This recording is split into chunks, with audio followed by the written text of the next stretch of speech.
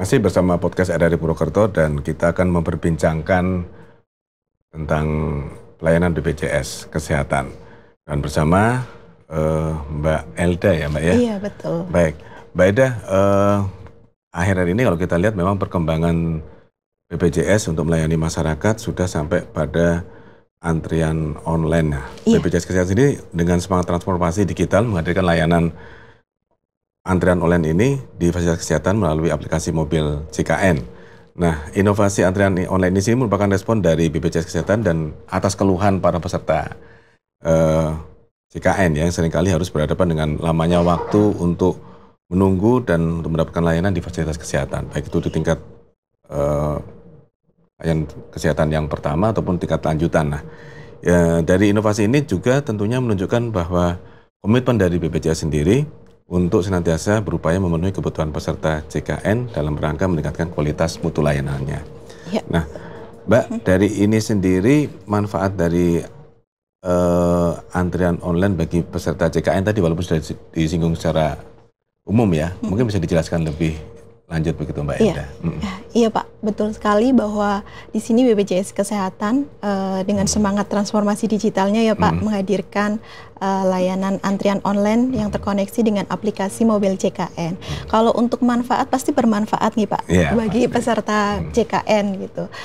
Untuk manfaatnya sendiri selain untuk kemudahan, kenyamanan dan yang pasti kepastian pelayanan di fasilitas kesehatan.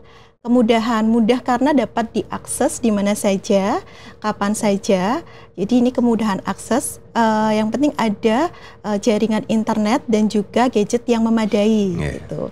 Nyaman karena pendaftarannya cukup di rumah saja Pak. Gitu. Jadi tidak perlu mengantri di fasilitas kesehatan menunggu antrian untuk mendaftar pelayanan. Jadi cukup di rumah dan pasti karena pada saat melakukan pendaftaran melalui antrian online, peserta mendapatkan estimasi waktu pelayanan Pak. Jadi peserta bisa datang ke fasilitas kesehatan sesuai dengan perkiraan waktu untuk dilayaninya. Sehingga di fasilitas kesehatan peserta tidak perlu menunggu lama gitu. Jadi sesuai dengan jam yang tertera di aplikasi antrian online untuk daftar. Jadi memang dalam hal ini para pengguna mobil JKN khususnya masyarakat sendiri lebih mudah untuk mendapatkan layanan antriannya ya. Karena memang kalau dilihat misal di rumah sakit begitu atau fasilitas kesehatan tingkat pertama memang butuh waktu yang tidak sedikit ya. Betul sekali. Nah, itu menjadi kendala-kendala tapi mudah-mudahan harapannya memang masyarakat akan dimudahkan dengan menggunakan aplikasi mobil JKN sendiri. Nah, mungkin dari sini Mbak Elda bisa dijelaskan pula mekanisme penggunaan fitur antrian online di aplikasi mobil JKN itu seperti apa agar masyarakat yang menyaksikan podcast ini bisa juga tahu seperti apa sih, kan download dulu atau seperti apa mekanismenya. Bagi peserta JKN yang sudah memiliki aplikasi mobil JKN yang pasti download dulu ya Pak ya. Download dulu di Play Store atau di App Store, kemudian melakukan registrasi untuk aplikasi mobil JKN. Apabila sudah terregistrasi, nanti untuk fitur pendaftaran pelayanan antrian itu ada di menu pendaftaran antrian Pak. Ini saya sekalian membuka untuk mobil JKN-nya ya Pak ya. Jadi di sini Pak, ini ada pendaftaran pelayanan antrian. Untuk mendapatkan nomor antrian bisa diklik menu ini, kemudian ada dua pilihan. Fasilitas tingkat pertama dan fasilitas rujukan tingkat lanjut.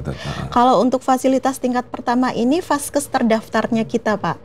Misalnya di puskesmas, klinik Pratama, tempat praktik dokter mandiri atau tempat praktik dokter gigi. Nah ini bisa diklik di sini. Kemudian nanti akan muncul vaskes masing-masing di vaskes tingkat pertama. Pemilihan poli, misalnya mau berobat ke poli umum atau gigi, ada poli KIA, mau ke laboratorium atau kunjungan online. Nanti misalnya saya mau ke poli umum ya Pak ya, dipilih, kemudian tanggal pendaftarannya dipilih untuk berobat di hari ini atau esok. Untuk fasilitas tingkat pertama bisa didaftarkan H-1 atau di hari H. Khusus untuk hari H itu hanya bisa didaftarkan 1 jam sebelum poli buka sampai dengan 1 jam sebelum poli tutup. Jadi misalnya di sini didaftarkan polinya buka jam 7 sampai jam 2 siang ya Pak ya. Berarti kalau saya daftar untuk besok bisa. Kalau saya daftar hari ini, saya bisa mendaftar di jam 6 pagi sampai jam 1 siang. Jadi 1 jam sebelum poli buka dan sampai dengan 1 jam poli tutup. Setelah memilih tanggal pendaftaran, kemudian memilih jadwal dokternya yang tersedia di fasilitas kesehatan Bapak Ibu. Misalnya saya memilih salah satu dokter ini. Nanti diisi juga untuk keluhan sakitnya apa sesuai dengan kondisi saat itu dan klik simpan. Setelah klik simpan ini nanti akan muncul nomor antriannya Pak.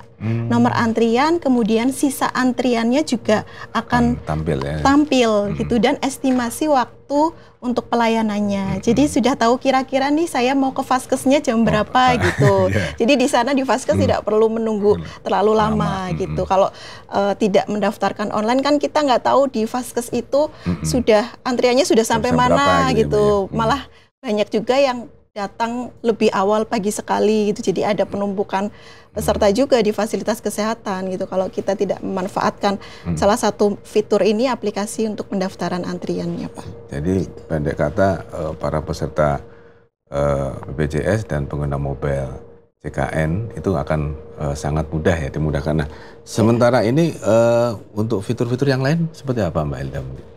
Saya menambahkan dulu ya Pak, tadi baru FKTP ya Pak ya. FKTP, gitu.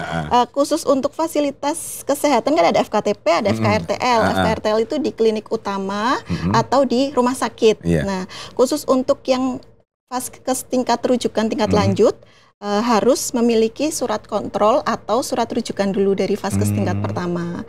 Kalau tidak ada surat rujukan atau surat kontrol, maka tidak bisa mendaftar di aplikasi mobile JKN. Gitu. Misalnya ini saya kan tidak memiliki surat rujukan atau surat kontrol, jadi di sini tidak ada. Kalau ada nanti tertampil di aplikasi mobile JKN ini, kemudian nanti tinggal dipilih dan mengisi data sesuai pertanyaan yang ada di aplikasi untuk pendaftaran di rumah sakit. Berarti untuk fasilitas rujukan khusus nih memang harus ada surat rujukannya ya? Betul, surat rujukan atau surat kontrol. Misalnya biasanya kan kalau untuk kontrol dari rumah sakit ya, dan itu harus sudah online juga di rumah sakit. Ya.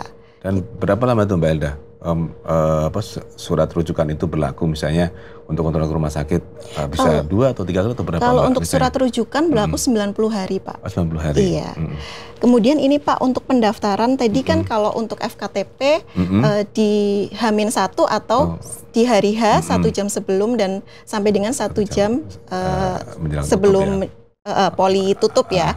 Kalau untuk di rumah sakit itu di H-, sesuai dengan settingan rumah sakit yang disampaikan ke BPJS Kesehatan. Jadi ada rumah sakit yang baru bisa daftar di H-3 baru bisa daftar.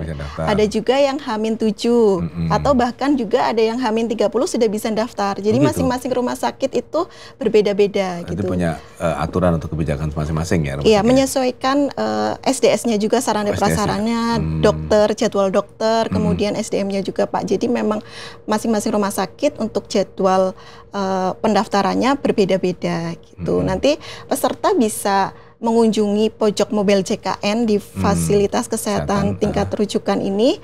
Nanti bisa ditanyakan di masing-masing rumah sakit untuk pendaftarannya bisa didaftarkan mulai kapan gitu. Karena kan biasanya kalau kontrol untuk bulan depan gitu. Jadi bisa ditanyakan untuk pendaftarannya sudah bisa mulai hari ini daftar untuk bulan depan atau belum, atau mungkin H-3 baru bisa daftar di mobile JKN gitu. Jadi memang berbeda-beda Pak. Ya, gitu. Jadi memang ya menyesuaikan dengan fasilitas kesehatannya. Iya betul. Gitu. Kemudian untuk fitur riwayat pelayanannya mungkin atau e-care-nya mungkin Mbak? Oh iya. Untuk fitur riwayat pelayanan kesehatan ini juga salah satu fitur yang bisa dimanfaatkan oleh peserta JKN, di mana fitur ini adalah fitur untuk melihat riwayat pelayanan kesehatan. Itu. Jadi setelah peserta berkunjung ke fasilitas kesehatan, mendapatkan pemeriksaan dan dari fasilitas kesehatan sudah mengisi lengkap data peserta, nanti untuk riwayat pelayannya akan muncul Pak di fitur iCare tersebut. Sendiri, ya? Kami tunjukkan ya Pak ya. Untuk fitur iCare di sini, iCare JKN, info riwayat pelayanan. Klik di sini. Nah, ini adalah riwayat pelayanan yang pernah dikunjungi oleh peserta ke fasilitas kesehatan baik tingkat pertama maupun di rumah sakit gitu. Dan untuk riwayat pelayanan kesehatan ini akan menampilkan diagnosa, kemudian keluhan, terapi obat dan terapi non obat yang diberikan. Ini kebetulan untuk yang info riwayat pelayanan sebenarnya di sini ada pengisian kesan dan pesan, ya kesan dan pesan, karena ini saya sudah mengisi ya Pak, jadi di sini tidak muncul untuk menu pengisian kesan dan pesan. Kalau yang belum mengisi nanti di sini ada menu untuk pengisian kesan dan pesan. Biasanya di situ ada 6 pertanyaan terkait baik terkait waktu tunggu, kemudian dokter menjelaskan ketika pelayanan itu seperti apa, kemudian sikap perawat dan sebagainya gitu. Termasuk juga ada tidaknya iur biaya. Nanti itu ada pertanyaan di situ, bisa di kesan dan pesannya. Iya, ini juga untuk evaluasi ke kami di BPJS Kesehatan dan juga untuk fasilitas kesehatan ya gitu. Karena ini kan pengalaman peserta dalam mendapatkan pelayanan di Vaskes. Jadi kita juga bisa memonitor seperti apa pelayanan Vaskes ke peserta gitu. Oke. Baik, Mbak Elda, banyak fitur tadi yang disampaikan oleh Mbak Elda dan mudah-mudahan juga para pemirsa podcast dapat mencoba langsung fitur yang ada di mobile JKN. Dan sekian dulu dari kita untuk podcast kita di kesempatan hari ini. Kita jumpa lagi dan pastikan tetap di podcast RRI Purwokerto.